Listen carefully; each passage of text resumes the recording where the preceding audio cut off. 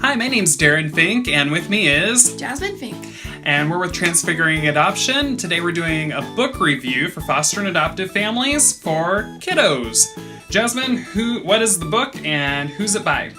We are reading Sophie Spikey Has a Very Big Problem, and it's by Sarah Nash and Rosie Jeffries, illustrated by Amy Farrell. Okay, and I'll read you the back of the book so you can get a better idea of the book. She has lost her shoes again. There's no way she's asking her mom for help, though. I can fix it all by myself, she thought. Sophie did not have an easy start in life, and now she cannot trust grown-ups to help her. Luckily, her new mom is good at guessing when Sophie needs a helping hand.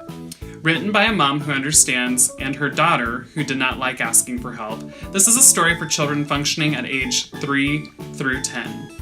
So this is a really neat book. It's about a little girl named Sophie Spikey is what they call her, and she has spiky moments where she gets spiky and her face gets all hot, where she doesn't want to ask for help and she doesn't want to feel embarrassed that she doesn't know how to do something, because like a lot of kiddos, she's had to take care of herself instead of adults taking care of her.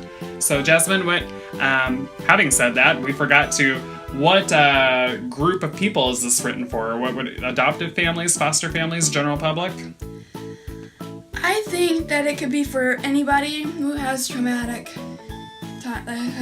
traumatic pasts. Okay, so anyone with that's raising kids that have had a traumatic background.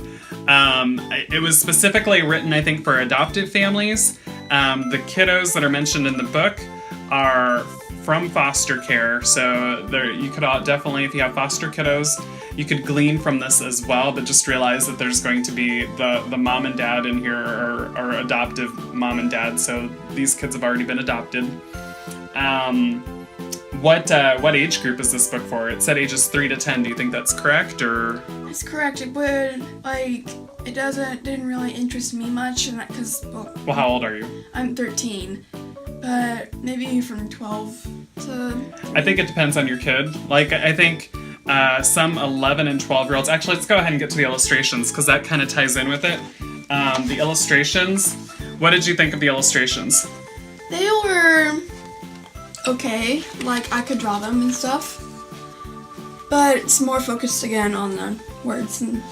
So it is more focused on the word content. The illustrations are going to get the point across of what the story's trying to talk about. You are going to be able to look at it and say, okay, that's the emotions that Sophie's feeling. And you're going to be able to get the basic stuff. But the focus on the written content is really what you're going to be after with this book series. But yeah, I would say because the written content, there's such a focus on that, I would say older kids could probably get away with it, like 11 or 12, depending on the kiddo and what their maturity is.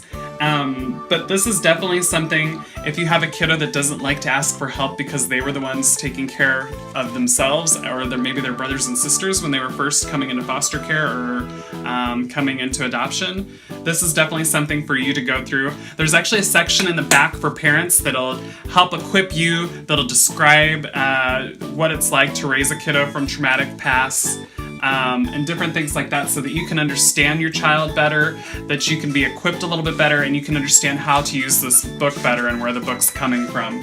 So take a look at our blog. We have a full description of the book there. We're going to have some discussion questions on there too, so after you get done reading this book, if you can't think about what to talk about with your child, we have discussion questions that you can ask your child and talk about it. And we also you can check out our book list. We have a bunch of other book reviews, list of books, movies, songs, and tons of other tools and resources for you to bond and connect with your foster or adoptive child. So check it out. This has been Darren Fink and Jasmine Fink, and we hope this has helped to nurture and grow your foster or adoptive family.